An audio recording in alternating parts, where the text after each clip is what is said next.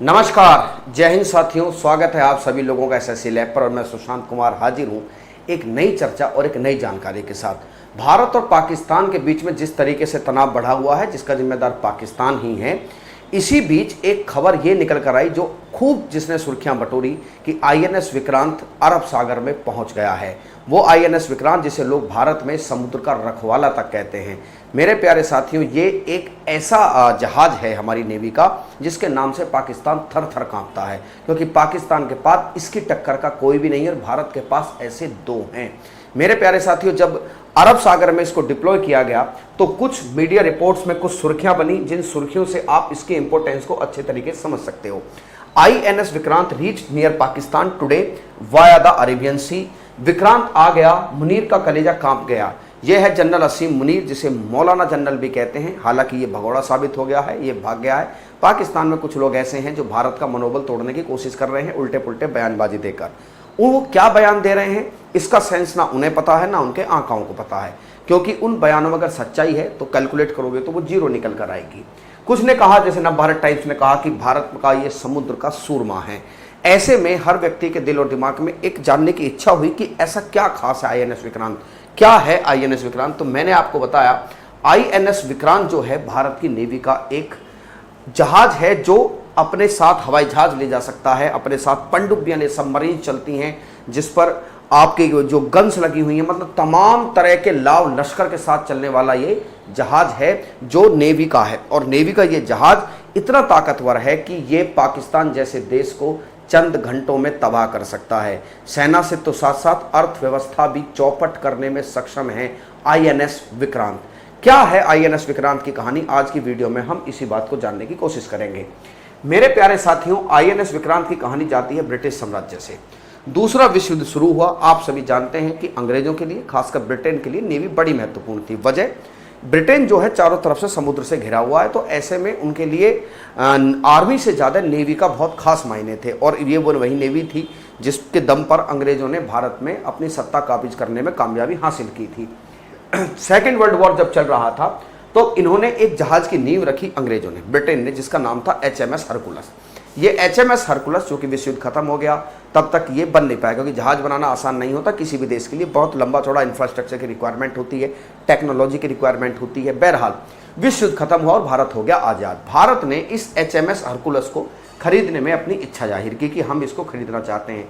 1957 में सौदा हुआ और एचएमएस हरकुलस आईएनएस विक्रांत के नाम से खरीदा गया और 1961 में इसको कमीशन कर दिया गया। फौज में कमीशन का मतलब होता है कि इसको सेवा में लाया गया। जब इसको सेवा से समाप्त करने का नंबर आएगा तो उसको अनकमीशन्ड कहा जाता है।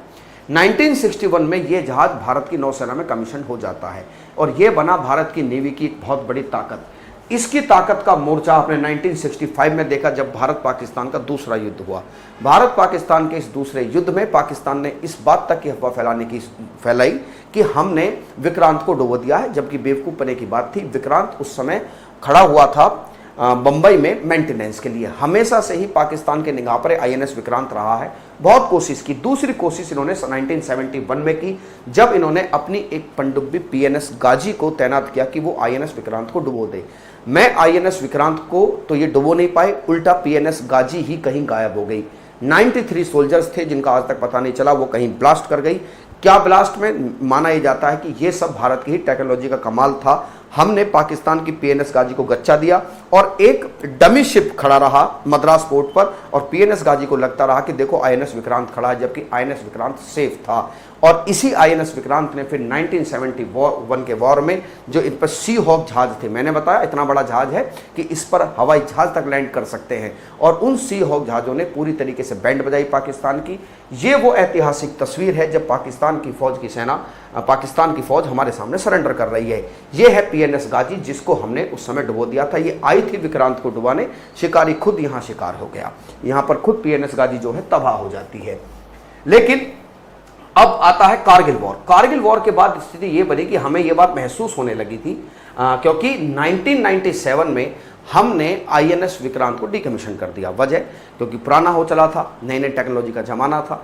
तो कहते हैं कि सेना में टेक्नोलॉजी अपना में बड़ी मायने रखती है, तो हमने इसको डीकमीशन किया 1997 में।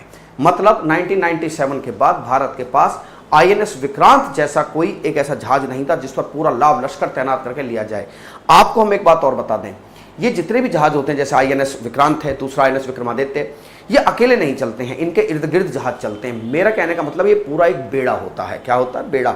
और ये बड़े मतलब एक प्रकार से मानिए कि एक चलते फिरते शहर जैसे होते हैं, पूरी ताकत इनके पास होती है और ये खूब जबरदस्त लड़ाई करने में सक्षम होते हैं। क्योंकि अगर लोगों को लगे कि भाई अकेला जहाज जा रहा है, अकेला जहाज नहीं जाता है। जहाज के साथ साथ बहुत सारे इर्द गिर्द छोटे मोटे जहाज भी चल रहे होते हैं जो गार्ड करते हैं, इसको मदद करते हैं और हमला करने में इसकी मदद करते हैं, जो इसको बहुत ज़्यादा घातक बना देता है।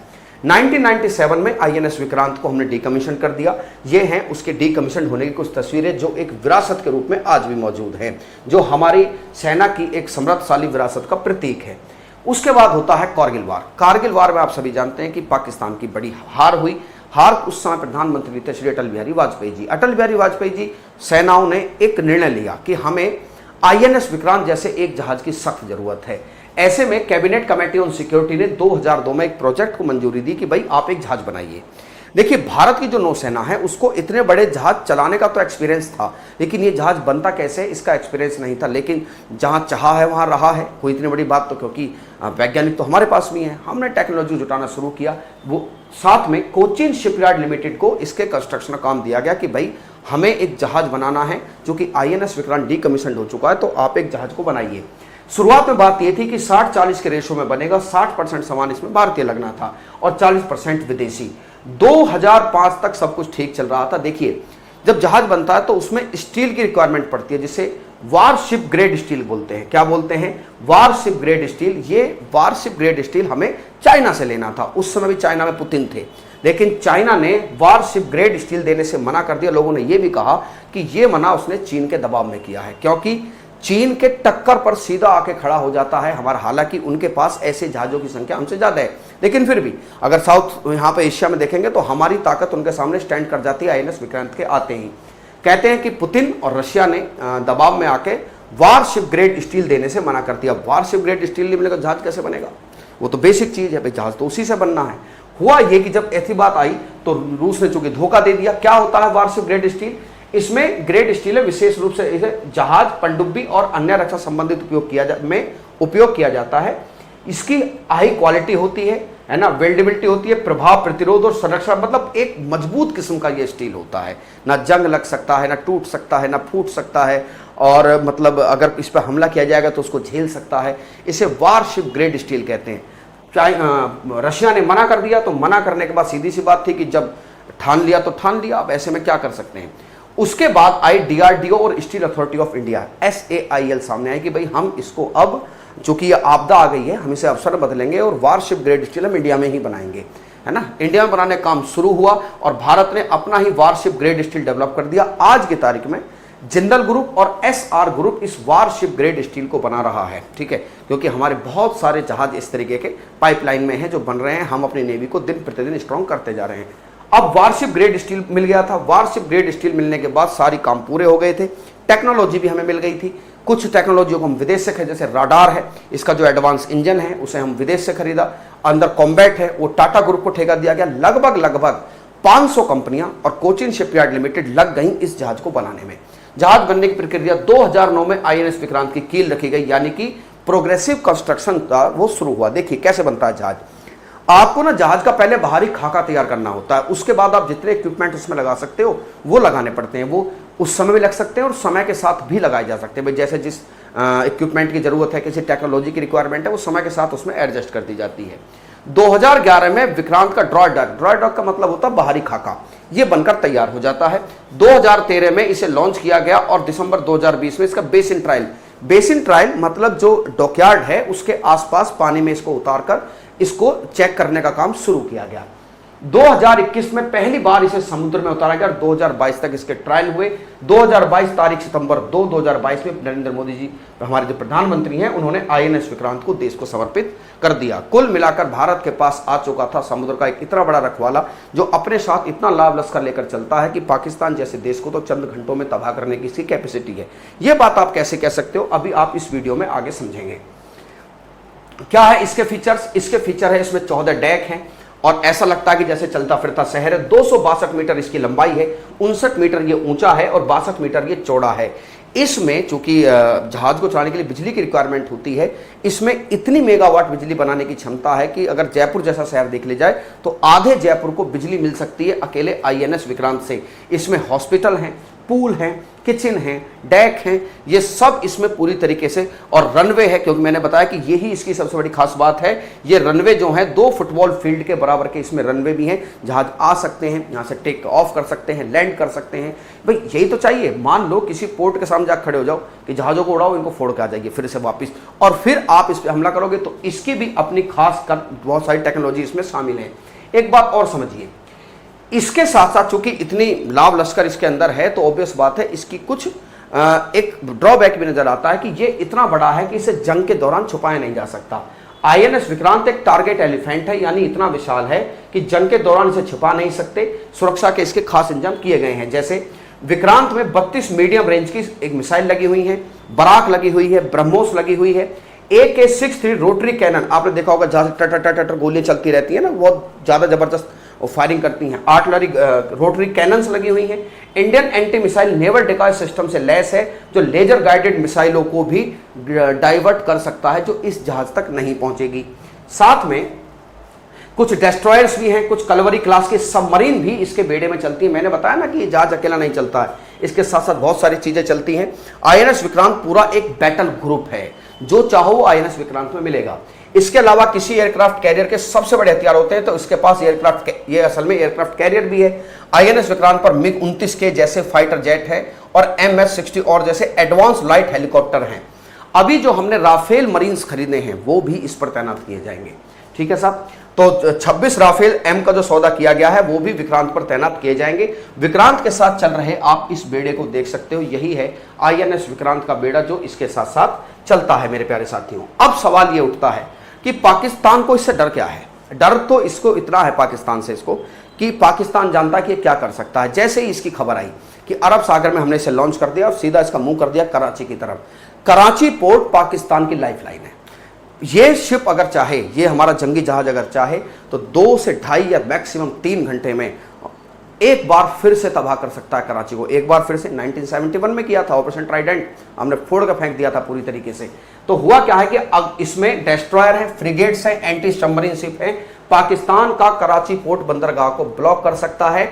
70% नेशनल और 80% पेट्रोलियम इंपोर्ट होता है यहीं से पूरा तेल इस जहाज पे आकर उतरता है इस पोर्ट पर। जावेद कमर बाजवा जो असीम मुनीर से पहले जनरल थे फौज के, उनका बयान याद करो। उन्होंने कहा था कि हमारे पास टैंकों में तेल नहीं है तो हमारे टैंक चलेंगे कैसे। मेरे कहने का मतलब है तेल, दवाई, राशन सब कुछ इसी पोर्ट से आता है। एक दिन में अगर तबाह कर दे पाकिस्तान, मतलब तबाह होने में समय नहीं लगेगा। 2-2.5-3 घंटे में सब कुछ फिनिश कर ब्लॉक कर सकता है। अरब सागर को पूरा ब्लॉक कर दे, क्योंकि अरब सागर से ही पाकिस्तान की बहुत सप्लाई आती है जो कराची पोर्ट पर आकर उतरती है। जंग होने पर पाकिस्तान के लिए सबसे बड़ी चुनौती तेल और लुब्रिकेंट्स होंगे।